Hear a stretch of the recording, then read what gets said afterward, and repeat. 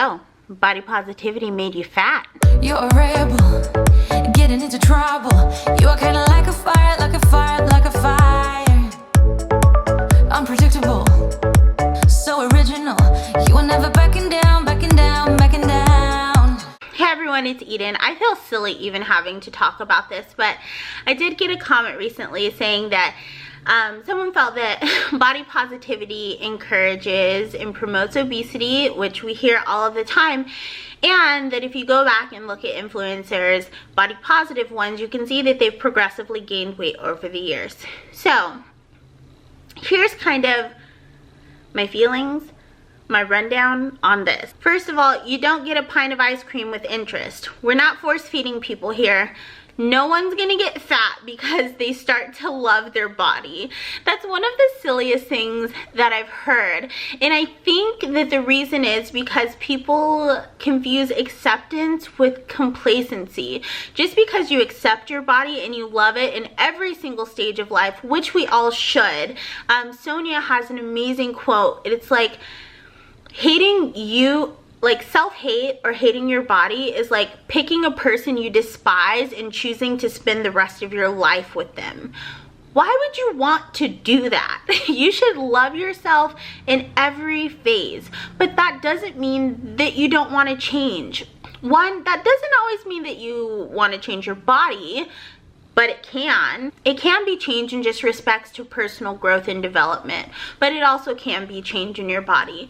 So here are a couple things that body positivity does not mean to me. Body positivity doesn't mean that you no longer care about your body.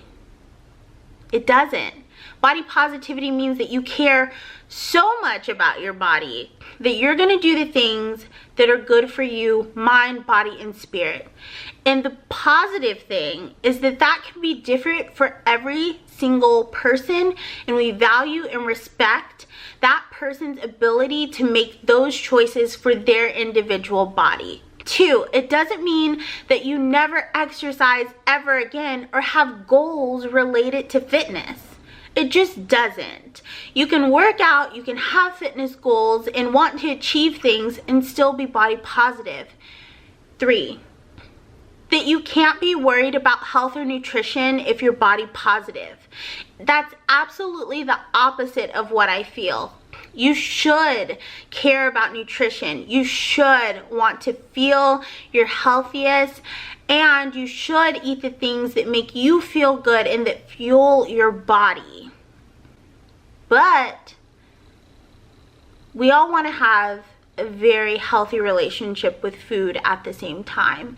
We want to unlearn some of the things that maybe we've been taught, like good and bad foods.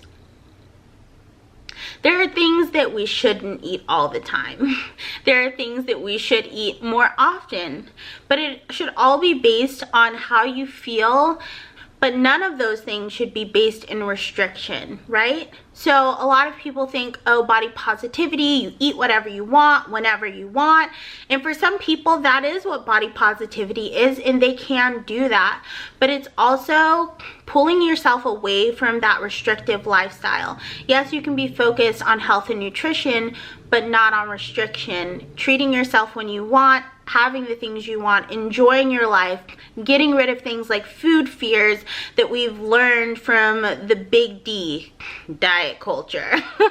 So unlearning those behaviors that we've learned in diet culture and kind of distinguishing between what's diet culture and what's a healthy lifestyle, and focusing on the most important thing, overall wellness. So I do this because I think chakras, but mind, body, and spirit.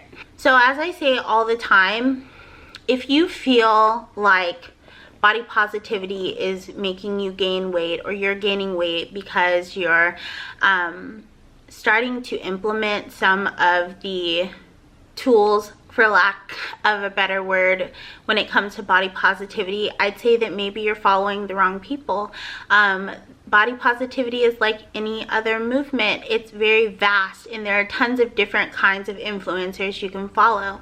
And that goes for the opposite side as well. If you are body positive and you don't love fitness, and maybe you're not in a space right now where it's healthy for you to focus on nutritious foods, or where you're not in a space where your relationship with food is healthy enough for you to try to find out what foods make your body feel good. And you just need to focus on eating right now, and you know, eating without thinking about calories, breakdown, healthy versus non-healthy, whatever.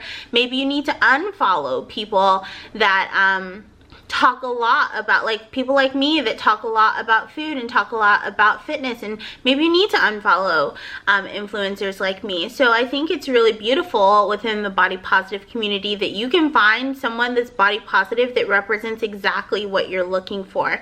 And it may take you some time to get to know each influencer to see what's right for you, but it's worth it to follow the people that align with what you want for your life. So I think making blanket statements like body positivity promotes obesity, or makes you fat, or tells you you can eat whatever you want to eat all the time, YOLO, is presumptuous, because there's too many people in the body positivity movement for a blanket statement like that to ever be made about us. So myself personally, I am plus size, I'm a plant-based eater, I'm a yoga teacher, I attend dance classes,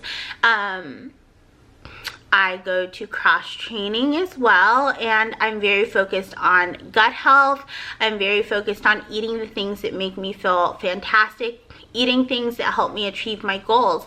And by goals, one of my goals is to shrink my body just a teeny bit. It's a continuous goal, and it's a slow process for me because I come from a past where I exercise excessively in order to achieve weight loss. So I'm unlearning those behaviors actively and trying to keep those things in check. It's about knowing your past behaviors and trying not to repeat them if they're not healthy for you. So that's what my personal brand of body positivity looks like. It also looks like, I used to be someone that would come home from work and I'd be so tired.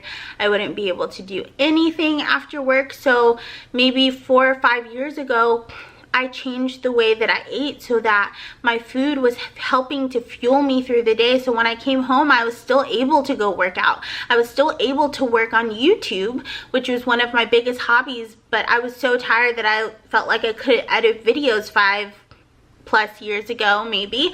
And so I changed the things that I ate. I started working out in the morning because I felt like morning workouts really gave me that extra push of energy to get throughout the day, and like it set the quota for the day. I started up here and I stayed up here for the full day. So body positivity isn't just lazing around and reveling in our fatness and like, yes, this is us, but it can be. But that's not everyone. And it's a movement that I'm really passionate about. And I hate hearing things about it like, oh, it's just about being fat, you don't work out, you don't eat. Like we're just handing out, every Friday we send every member a pizza so that they can stay on the fat train. Like that's not it. But it's about loving your body, knowing that fat is not the worst thing you can be. Like being an asshole is way worse than being fat in my book. Oh, can we talk about assholes for just a second?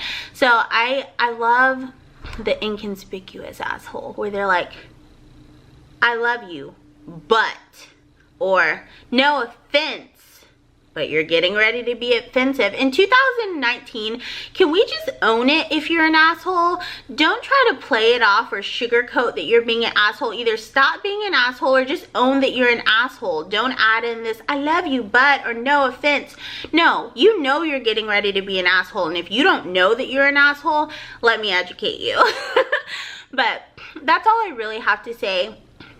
The body positivity movement isn't a bad place. It's not a place where you go to become complacent and gain weight and so on and so forth. I do agree that it can be a dangerous place for those that have eating disorders or don't have healthy relationships with food. Hearing things like eat the extra piece of cake when you're a binge eater can be bad for you mentally. intuitive eating may not be for you if you don't already have a healthy relationship with food. Because here's what happens.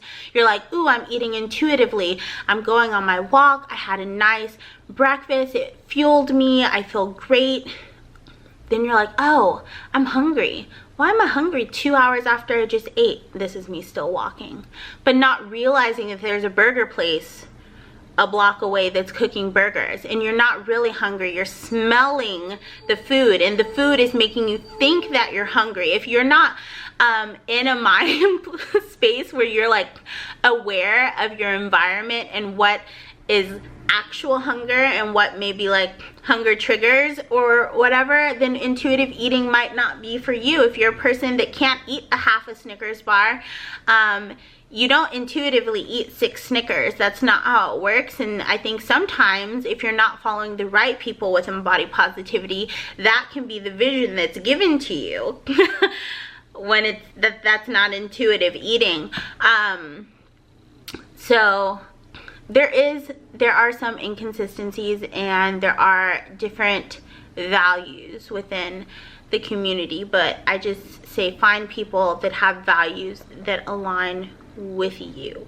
So if you want more body positive content, I do have a podcast called the Vegan Chub Club. Even though it is vegan, don't let that scare you away. It's not heavily rooted in animal rights, even though there is some talk about, you know, things that we dislike when it comes to, even though veganism is a topic, it's very much more about being plus size and how it feels to be plus size within a community that you're not accepted within. So that can translate to your life too, like just being in a community of thin people, maybe at work where you're the only plus size people. We just replace it with like a vegan community story, but it can all relate. So I think that the Vegan Chub Club is a wonderful place. I'm very plus size. My co-host Joelle is an in-betweenie, so she's, you know, on the smaller side of the spectrum, but